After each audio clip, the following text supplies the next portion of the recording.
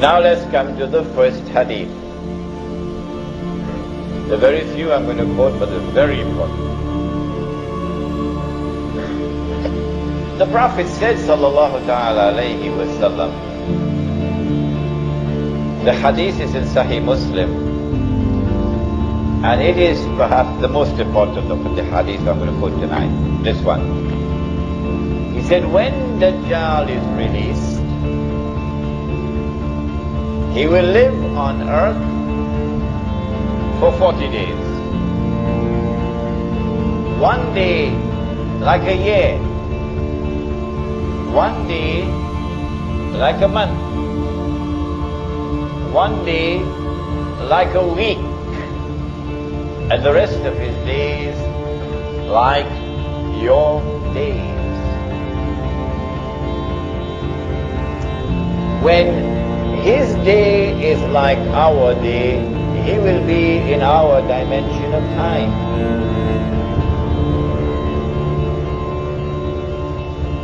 But prior to that, he would not be in our dimension of time, because his day would not be like our day. When he is in our dimension of time, at that time it will be possible for us to see him. At that time, he will appear as a human being.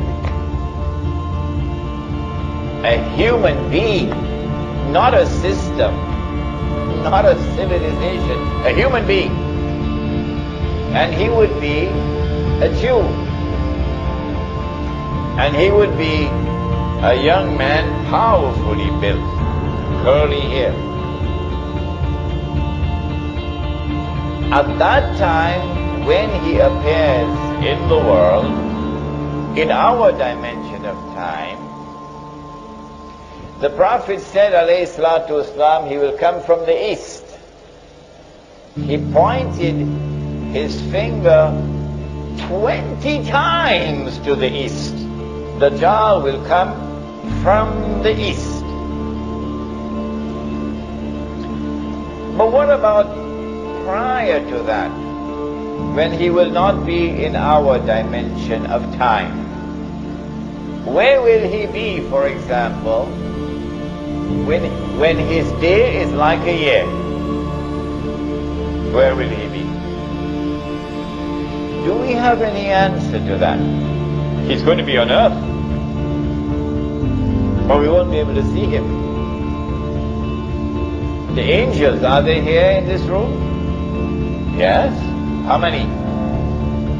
Each one of you have 2 angels on your forehead, on your shoulders. So there are many angels right here in this room. They are on earth. Are they in our dimension of time? No. No, no, no. So they don't perform salat according to our timetable. Huh? Fajr. For them is not Fajr for us.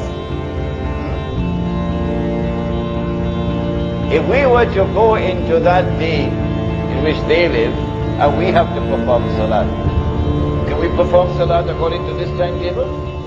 No, we don't have to calculate to do it. Can an angel come into our world?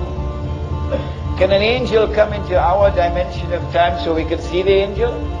Huh? Huh? Yes, which one? Yes, Jibreel alayhi salam came as a human being, right in the masjid. Are there jinn in this masjid now? Oh yes, they are. They are on earth. Can we see them? Are they in our dimension of time? No, they're not. But can they enter into our dimension of time? Yes. Mr. Shaitan himself, Iblis, he came as a human being, as an old man, remember, with walking. So Dajjal will enter into our dimension of time one day. We see him.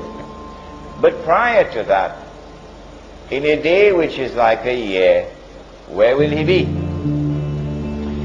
It is from that location that he will commence his attack. He will begin his effort.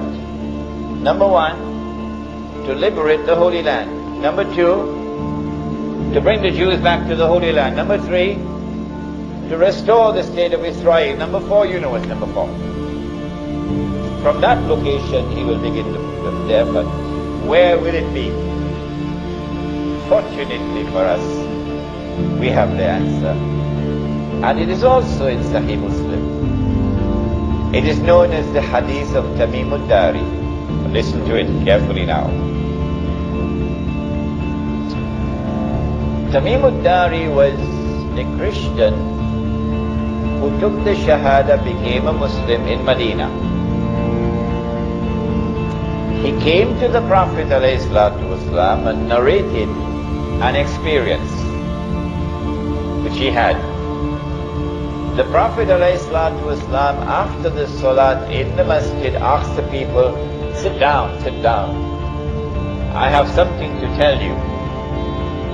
Tamim al-Dari has come to me and told me something about Dajjal, which confirms what I have been saying to you. So we know that what is contained in this story is true. What did Tamim al-Dari experience? He said that he and some 40 of his companions went on board a ship. So you need water, eh?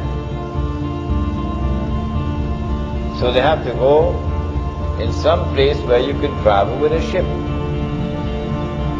A sea or an ocean. And when they went on board the ship, a storm came. And the storm blew the ship for 40 days. For a whole month, sorry, not 40 days. The storm blew the ship for a whole month before they reached land. Now, if you are on the western side of Arabia, which is Hijaz, and you get on board a ship, there are only two seas on which you can travel. One is the Mediterranean Sea, and the other is the Red Sea. Only these two. But it seems very much unlikely, in fact impossible, for a ship to be on the Red Sea and for a storm to be blowing and that ship did not touch land for a whole month, because the Red Sea is very narrow. And so I have chosen to eliminate the Red Sea, and I have chosen to remain with only the Mediterranean Sea. After they reached land, then they got off the ship onto a boat and they went, and it was an island. And on the island they saw a strange beast. It was very hairy, so much hair, that you could hardly distinguish the head from the tail. So this beast is concealing its identity. And the beast spoke and said that I am, what? Huh? I am? Are you guessing now? I am Jassas. Jassas means a spy. A spy. So this is number one, an island about 1 month's journey from the western side of Arabia. Number two, This is an island which conceals its true identity. Number three, this is an island of those who have PhDs in spying, in espionage, in intelligence work. Jasas then said to them, there is someone waiting to see you.